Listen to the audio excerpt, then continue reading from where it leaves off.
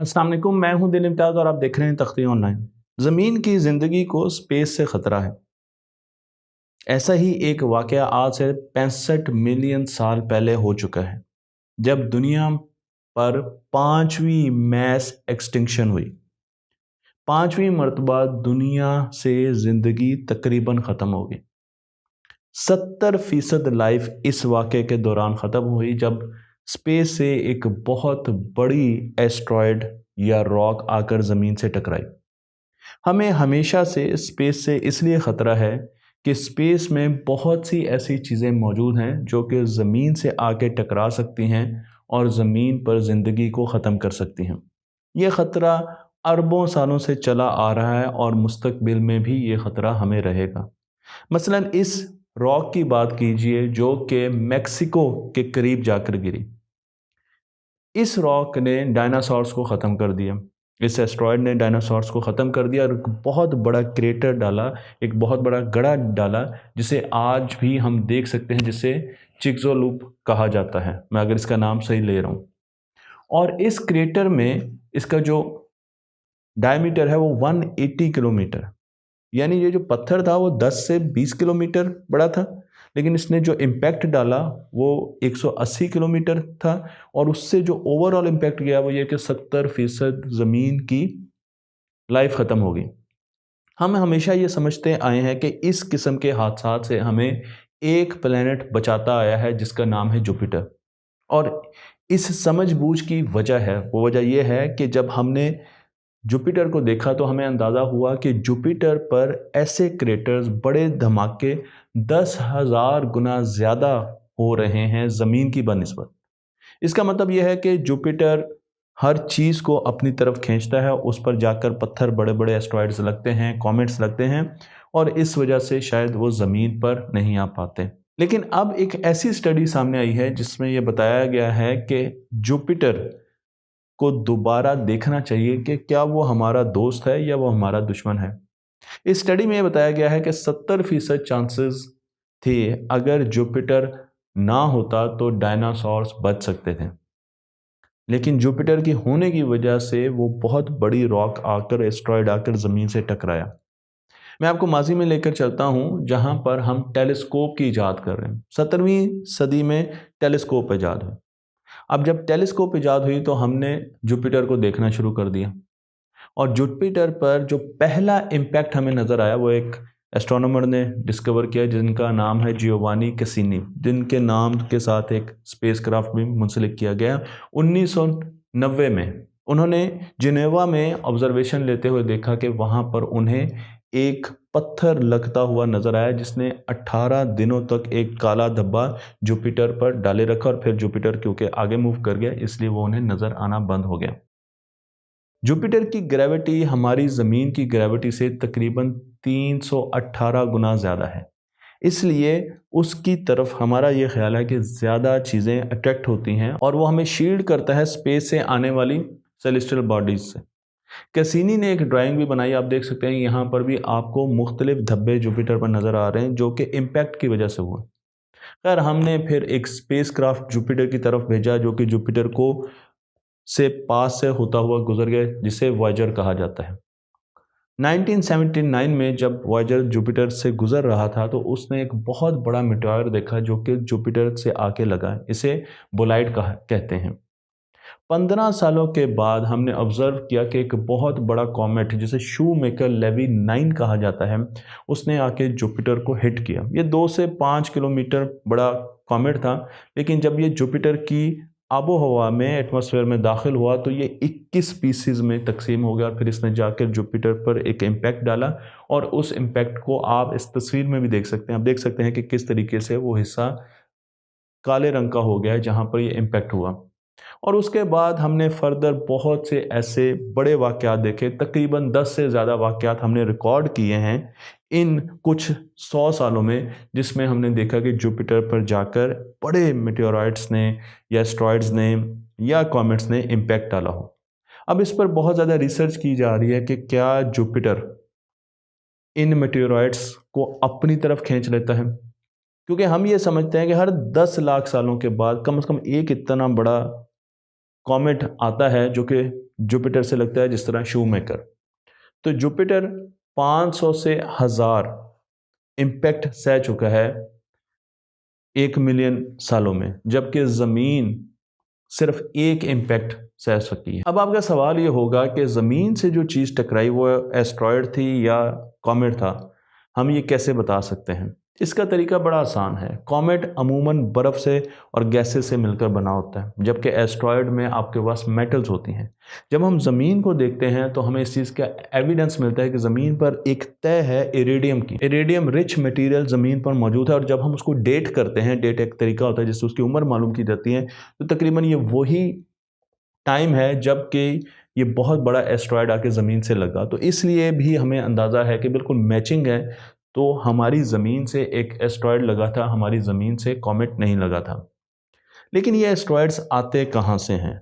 अगर हम अपने सोलर सिस्टम की तरफ देखें तो वहाँ पर हमें बहुत से एस्ट्रॉयड्स नज़र आते हैं। ज़्यादातर एस्ट्रॉयड्स हमें एस्ट्रॉयड बेल्ट में नज़र आते हैं।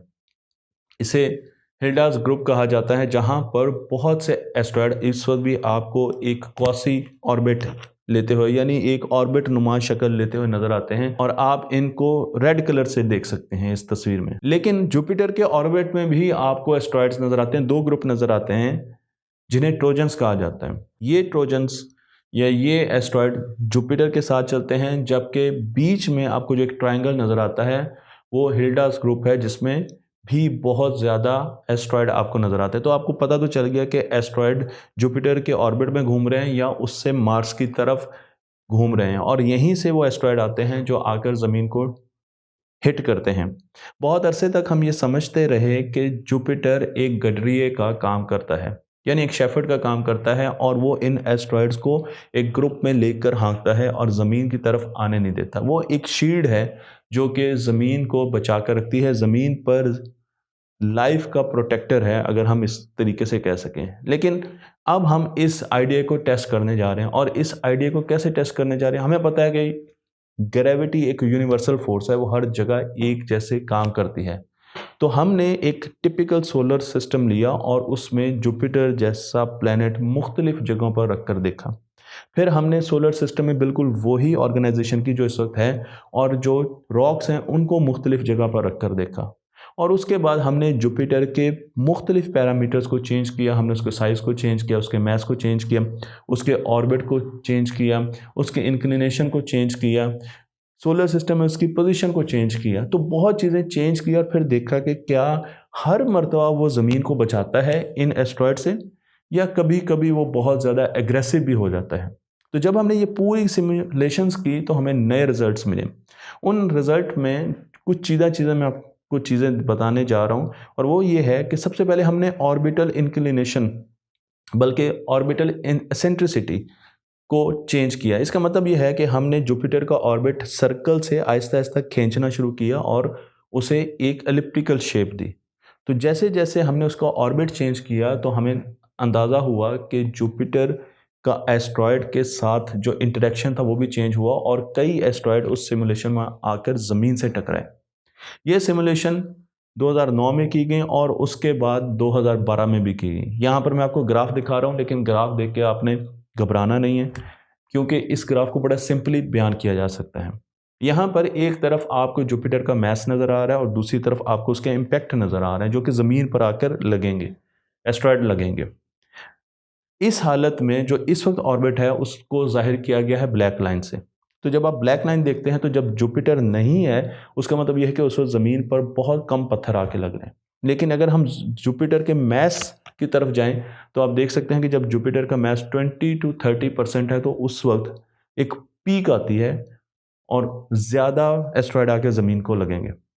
अच्छा, जो रेड कलर है वो ये बताता है कि हमने उसका जो ऑर्बिट है वो बहुत ज़्यादा एलिप्टिकल कर दिया है। तो इसका मतलब ये है कि अगर हम जुपिटर के ऑर्बिट को चेंज करते हैं, एलिप्टिकल करते हैं, तो फिर ये इम्पैक्ट बहुत ज़्यादा होते हैं, और अगर उसके ऑर्बिट को सर्कुलर करते हैं तो ये इम्पैक्ट कम होते हैं। ये कोलिजन रेट 350 गुना ज़्यादा हो जाता है अगर हम इसके ऑर्बिट को छेड़ें। इसका मतलब ये है कि कभी भी अगर जुपिटर का ऑर्बिट एसेंट्रिक रहा है तो वो ज़मीन के लिए बहुत ही नुकसानदेह साबित हुआ होगा, क्योंकि उसकी वजह से ज़मीन पर एस्ट्रॉयड बेल्ट से एस्ट्रॉयड आके लगते होंगे, या जुपिटर के अपने ऑर्बिट से भी एस्ट्रॉयड्स आके लगते होंगे। दूसरा पैरामीटर देखा गया ऑर्बिटल इंक्लिनेशन। इस वक्त हमारा सोलर सिस्टम बिल्कुल फ्लैट है। इस कंडीशन में जब चीज़ों को रख के देखा गया तो पता चला कि ज़मीन पर बहुत कम चीज़ें आके टकरा रही हैं, एस्ट्रॉयड मिनिमम चीज़ें आके टकरा रही हैं। लेकिन अगर हम सोलर सिस्टम का और जुपिटर का बिलखुसूस इंक्लिनेशन थोड़ा सा चेंज कर दें तो अब सूरत हाल बदलना शुरू हो जाती है, क्योंकि उसकी ग्रेविटी का इंटरेक्शन एस्ट्रॉयड के साथ चेंज हो रहा है, फोर्स ऑफ ग्रेविटी का। और हमने ये देखा कि जब 25% इंक्लिनेशन होती है तो उस वक्त कोलिजन मैक्सिमम हो जाती है। और आप इन तस्वीरों से भी देख सकते हैं कि रेड लाइन बता रही है कि आपके पास इंक्लिनेशन बहुत ज़्यादा है, और जो नीचे लाइन है वो आपको बता रही है कि इंक्लिनेशन कम है। तो जब आपके पास इंक्लिनेशन बहुत कम है तो आप कम एस्ट्रॉयड आके ज़मीन को हिट करेंगे, लेकिन अगर जुपिटर की इंक्लिनेशन थोड़ी सी भी ज़्यादा हुई तो बहुत ज़्यादा इम्पैक्ट आएगा। इसके साथ साथ ये भी देखा गया कि जब जुपिटर और सैटर्न करीब आते हैं तो उस वक्त एक ऐसी रेजोनेंस प्रोड्यूस होती है जिससे भी एस्ट्रॉयड आके ज़मीन पर लग सकते हैं, और ऐसा हुआ भी है। तो 70% जितने भी एस्ट्रॉयड ज़मीन को पास से गए हैं, या ज़मीन को जितने भी एस्ट्रॉयड हिट किए हैं, 70% वो जो गए हैं और जो हिट किए हैं वो सारे के सारे किसी न किसी तरीके से जुपिटर के ग्रेविटेशनल इंटरेक्शन की वजह से ज़मीन की तरफ आए माजी में। इसका आसान अल्फाज में अगर कंक्लूड किया जाए तो हमें ये पता चलता है कि जुपिटर हमेशा हमारा दोस्त नहीं रहता। जब उसका ऑर्बिट चेंज होता है, जब उसकी सेंट्रिसिटी चेंज होती है, जब उसका इंटरेक्शन दूसरे प्लैनेट से होता है तो उस वक्त वो हॉस्टाइल बन सकता है।